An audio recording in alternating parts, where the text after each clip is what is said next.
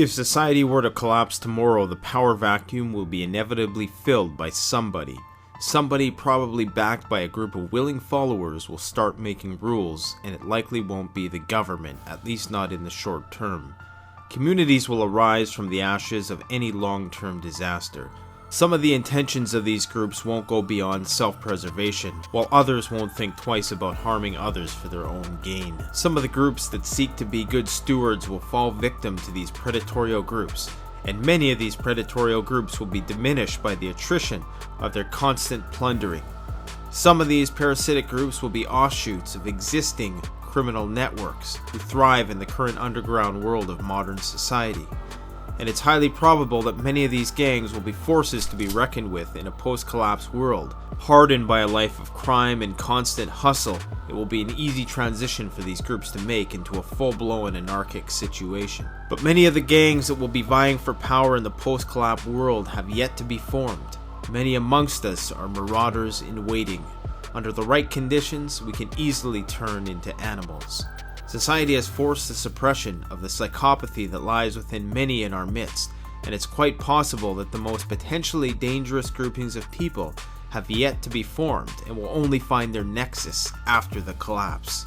But humanity will not go down without a fight. These malicious gangs will prompt the creation of vigilantes and renegade groups which will resist their tyranny and shepherd the weak through the valley of darkness.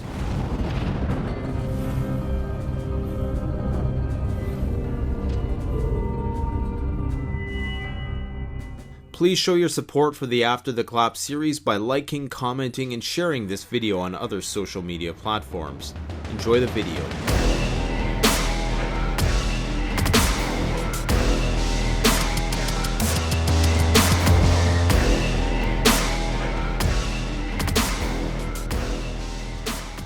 There are currently 33,000 gangs in the United States of America with nearly 1 million members.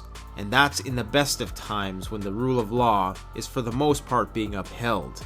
In the worst of times, there's going to be 300 million gang members in the United States of America, or whoever remains, because by necessity, you will have to be in some sort of community grouping or gang in order to survive. Now, first we must agree upon a definition of what a gang actually is. And it's not an easy thing to define, especially if we're talking about a post-collapse environment. Now, the definition of the word gang is ambiguous depending on the context that you're talking about. Gangs are not necessarily just a group of organized criminals. After a widespread collapse of civilization as we know it, the definition of criminality will become increasingly diluted as our conventional definitions of good and evil are lost in the chaos of social upheaval.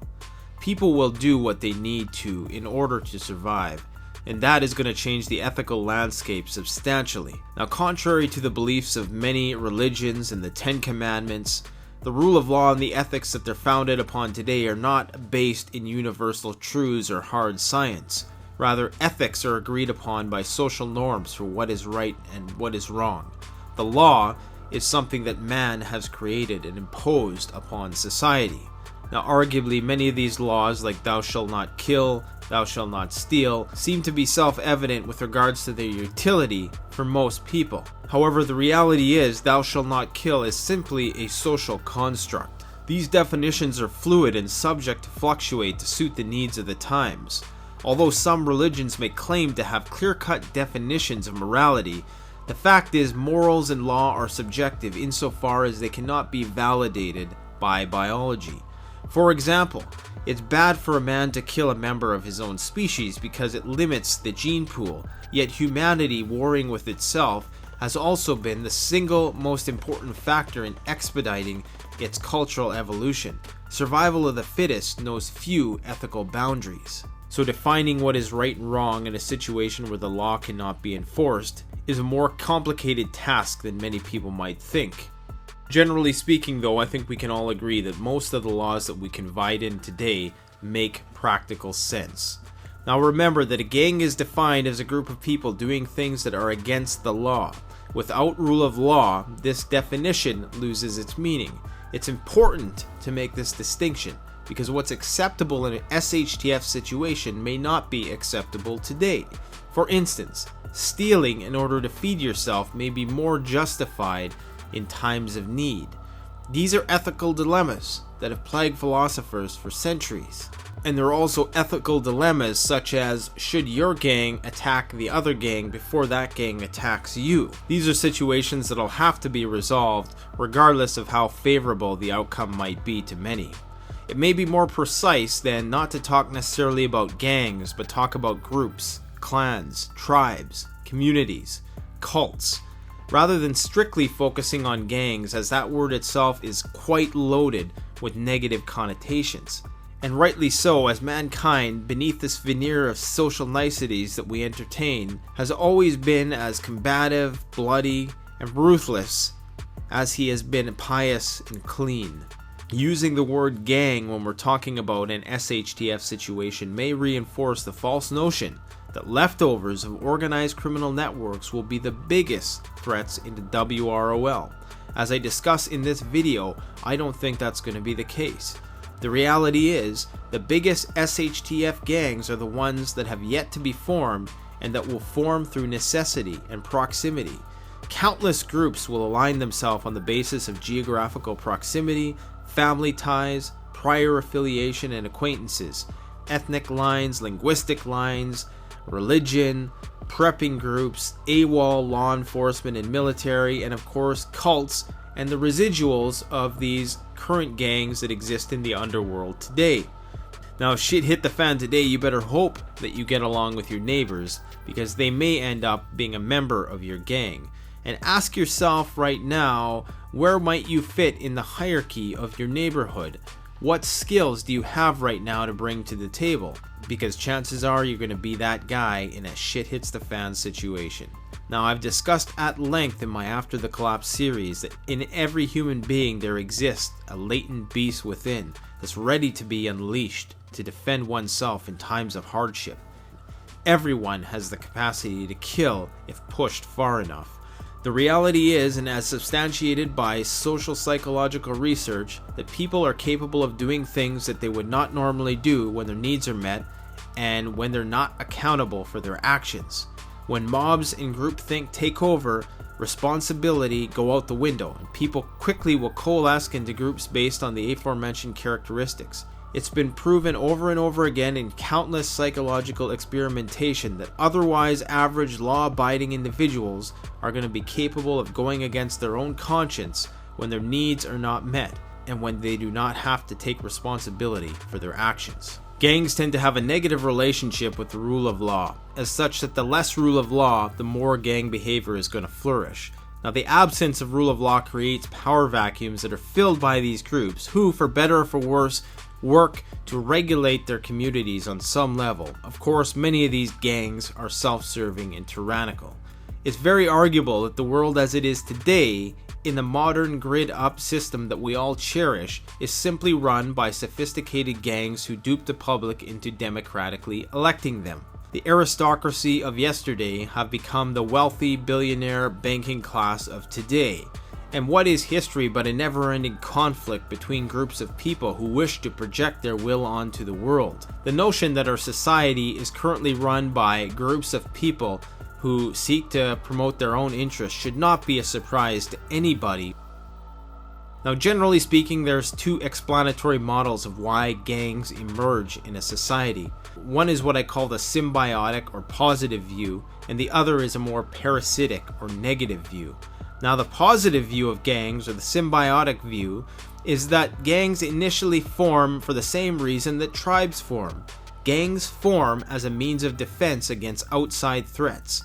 So, gangs form so that the members can survive in a chaotic environment. In the beginning, they may remain willingly isolated from other threats and groups, but progressively they may become more proactive in their defending of themselves, which leads to preventing outside threats through passive or aggressive forms of imperialistic placation of their enemies. Communities who in their infancy may begin very innocent in a post-collapse world may gradually come on to take on the characteristics of a more imperialistic nation who goes and colonizes other groups, takes over other groups by culture, economic warfare, or by sword. But for the most part, the symbiotic view of gangs is simply that people organize into these groups in order to defend themselves.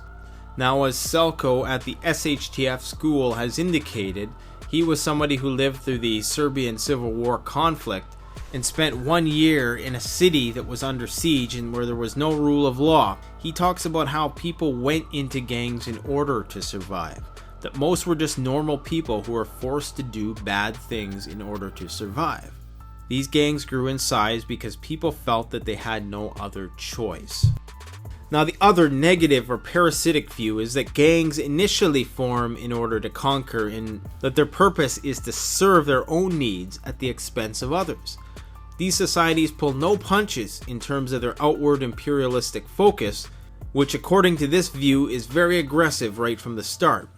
So in this view, gangs are not viewed as a way that people come together to survive, rather a way that people come together to promote their own interests at the expense of others, which of course creates an outlet for psychopathy and sociopathy.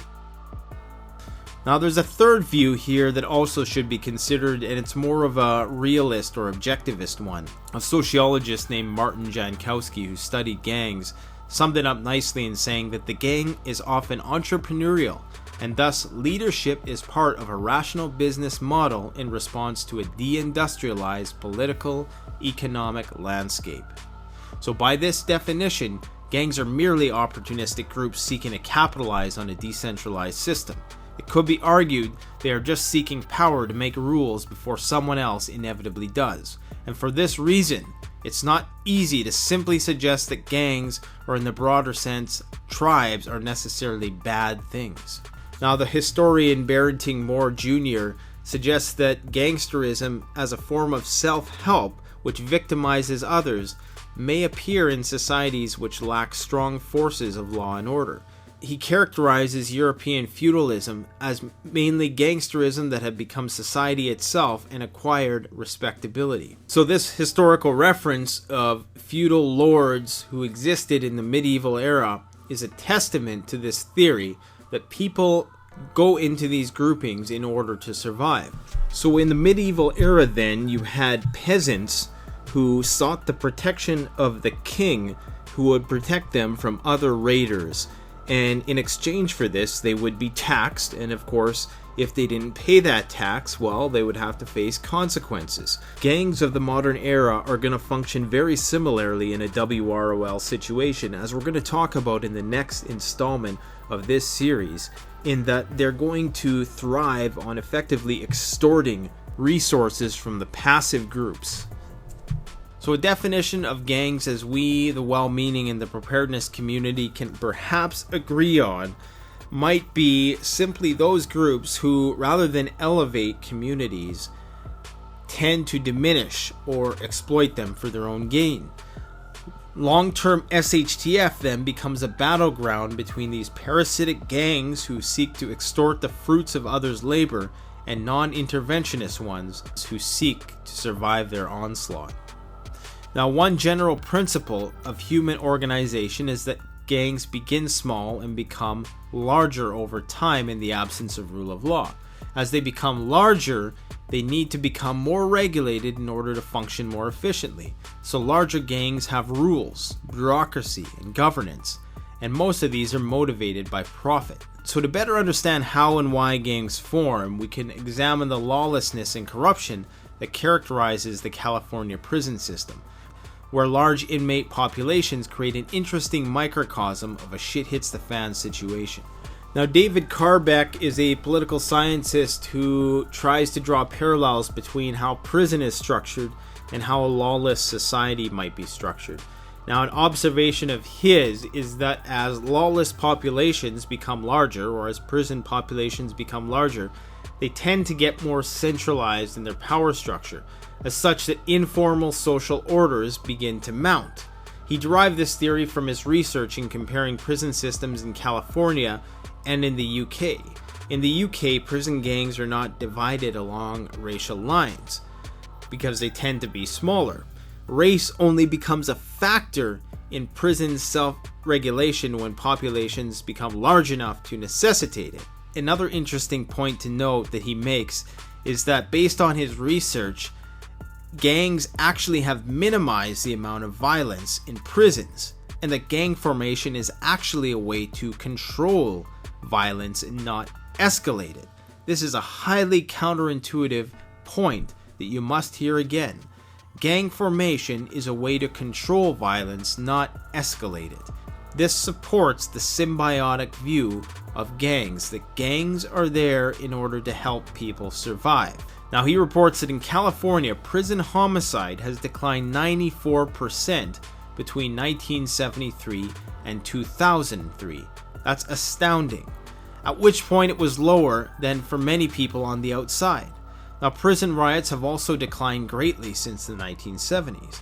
Most prisoners join gangs or affiliate with them, not because they want to make trouble, but because they're trying to avoid it. Now, Dr. Karbeck thinks prison authorities are not handling gangs correctly. Guards try to decapitate gangs by putting shot callers in administrative segregation, which is the fancy new word for solitary confinement.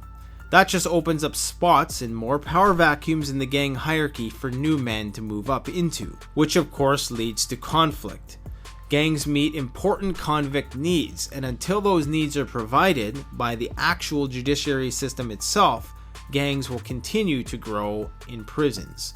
Now, prison gangs are a crude but effective way in which men have banded together in order to provide order in a lawless environment, and they are a fascinating example of spontaneous, pragmatic human organization, and they are particularly clear evidence that man's tribal nature instinctively expresses itself in the form of racial segregation.